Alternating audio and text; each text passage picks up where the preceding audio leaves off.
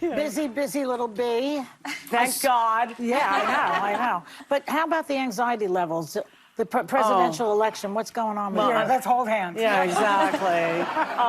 I'm working with Mia Farrow, so there's, you know, a lot of anxiety backstage, and we will be working on election night. Why, does she make you crazy or what? No. Are you kidding? She goes, I'm working with Mia Farrow. Well, because we both share the same political Of course. view, and every night we sort of try to remember that we're doing a show and not discuss anything so that we can serve the audience and not our own anxiety.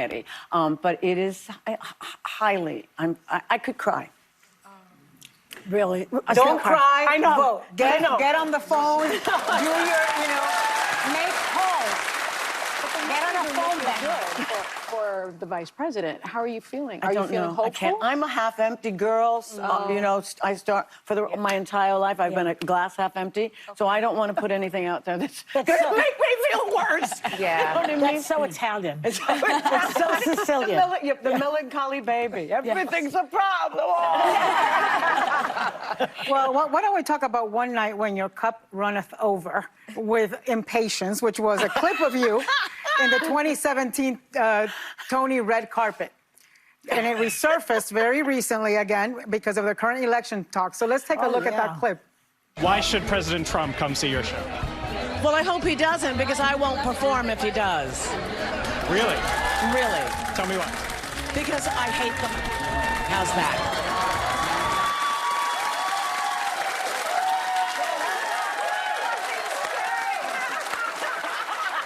You see, that's the Patti I want you to channel. The pissed off, Patti. Well, you know, we were... Okay, so what was going through your mind We there? were talking backstage. He has always been a page 6 joke in this country. Yeah. I mean, the city, rather. Right. Always been a page 6 joke. Yeah. What happened? Exactly. That he is where he is right New Yorkers now. know him. Yeah, I was gonna say, Exactly. not everyone knows Page 6. Yeah. Oh, the New York Yorkers know Post. him. Yeah. New York Post. I mean, but why was I pissed off? Well, it was a stupid question to ask on the Tony red carpet. Yeah, It's the Tony Awards, which is referred to as the gay Super Bowl. So why would you, in fact, bring a question like that? What, you know? And it holds true. It Well, holds for true that to this moment, day. exactly. You served. And it holds true to this day. Yesterday, J.D. Vance said the normal gays are going to vote for them. Oh my God! What does that even mean?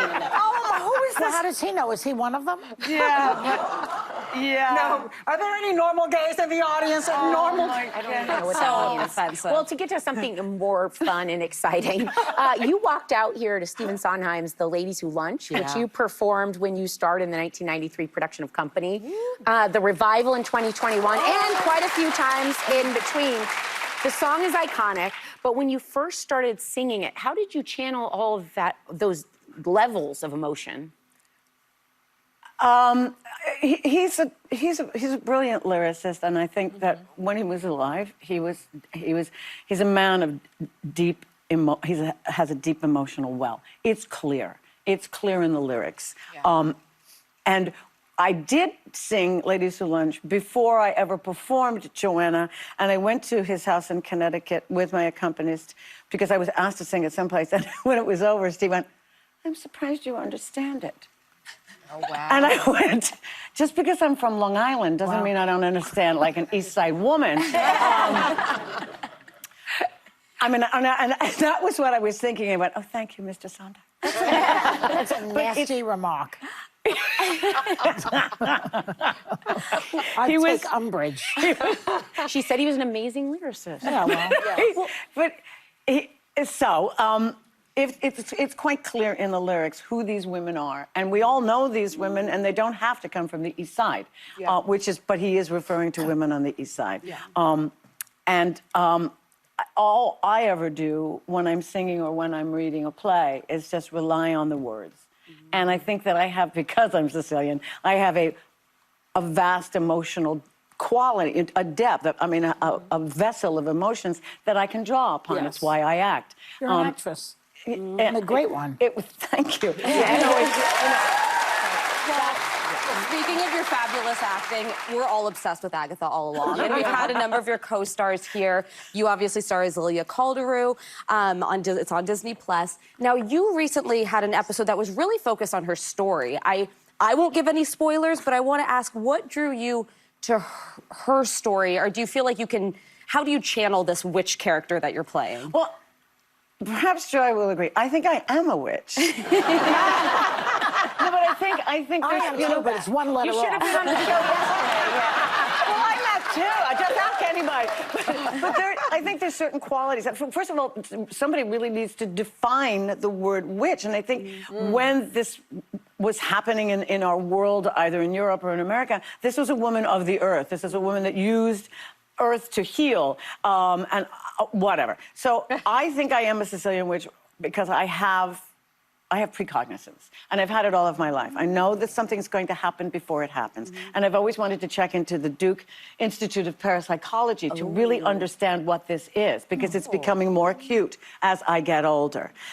So when Marvel called... Okay, now you're worrying the hell out of me. I was good with you until It's true, it's true. You know, and we all have it. I mean, it just happened yesterday when I thought of someone in California, and I hadn't thought of her for a very long time, and she texted me on Halloween. It's that kind of stuff, and we all have it. It's do we recognize it or not? Listen to it, yeah. And so when Marvel called and they said you were playing a Sicilian witch, I went, well, I am Sicilian, and I am a witch. And then I said, it was the creator, Jack Schaefer. I had just gone on a Ryan Murphy thing on American Horror Story, from a bathhouse singer to a tarot card reader, and my trial was tarot cards. So it's the universe supporting it. So, Patti, you're back on Broadway in the play, this wonderful play, Roommate, co-starring Mia Farrow, as you mentioned, who's your friend of so many years. Yes. Joy was at the opening night, and she said it was terrific. Great. Thank you. You're Patti LuPone. You can do anything you want. What made you want to do this project?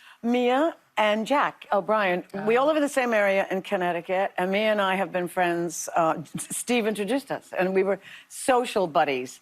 And when this play came along, first of all, I prefer to do plays than musicals because they're easier. They're just easier. You don't have to worry about your voice. We've both been sick. You can still go on stage. When you sing, it's a different story. And it's a two-hander. It's short. And it was just something about being back on Broadway, because it's the actor's medium, with friends. I love With that. friends. It's nice. It's a terrific show. And you said run is through December? December 15th. Wonderful. Yeah. Okay, now you also starred as, talking about Broadway, you also starred as Norma Desmond in Sunset Boulevard in 1993. I can't wait to see it! Now why? I'm here to see the new production that's on Broadway. I can't wait to see the new production, which I'm going next Wednesday. Oh. I'm curious. I'm very curious to see what Jamie Lloyd has done with this. I will just say that I wish that directors like Jamie Lloyd, if they're going to reinvent, would take original material, support new playwrights, new composers, and lyricists, instead of things that we've seen. I would rather they do that. But I'm curious to see. It's a lumbering musical. It always has been. So I'm curious to see what it's going to do to make it less lumbering. Got great reviews. They love it. I know. It's Well, got we'll really good see. reviews. You know, there's no accounting for taste. I wanted to ask you something Or lack else, about your Agatha co-star, Aubrey Plaza. By the way, we are all We're obsessed obsessed with her. with Aubrey and Agatha. She plays the witch Rio. She's not only your co-star and friend, she was also your roommate, apparently, for a time while she was doing a play in New York. She was on Seth Meyers, and she said that while you took great care of her, that you also tried to kill her. So I'm trying to figure out what she meant by that. Well, Aubrey came to New York. She was going to do a play, and while we were on the set of Agatha, she said she was going to do a play, and I went, uh-oh, because people that have never been on stage before don't know the traps you and how much it takes. Very taxing. It's very taxing. You need a lot of energy, and it's shocking. Things that will crop up that you have to do. So I said, why don't you stay with me and let me walk you through it, you know, when you come home shocked out of your eyes. And so she did, but she came and she wasn't feeling great. And so I gave her my IV doc, I gave her my nutritionist, I gave her my driver. And I cooked for her, and I did her laundry. I did fold her, you're the underwear. sweetest. I did it. But the IV doc, she was not feeling great. I had the IV doc, who's quite famous. His name is Nurse Joe. Very famous. Works at night because his day job is the trauma center of Bellevue Hospital. Wow. So everything she said was true, that he gave her Benadryl. I did come home from the New York City Ballet gala, and she was literally, and I really sat there, thinking I had killed Aubrey Plaza. And I did make the peanut butter and English muffin, and I didn't shove it in her mouth. I just said, eat this, and she went, And the only thing that wasn't true was no, darling. That's the only thing that wasn't true. Everything else was true. Listen, can you do my laundry? Because I'm really tired. I would happily do your laundry. Our thanks to Patti LuPone, the great Patti. Agatha all along is streaming now on Disney Plus. Check out her Broadway play, The Roommate, at the Booth Theater here in New York. Members of our studio audience, wait, listen. You're all getting a pair of tickets to this show.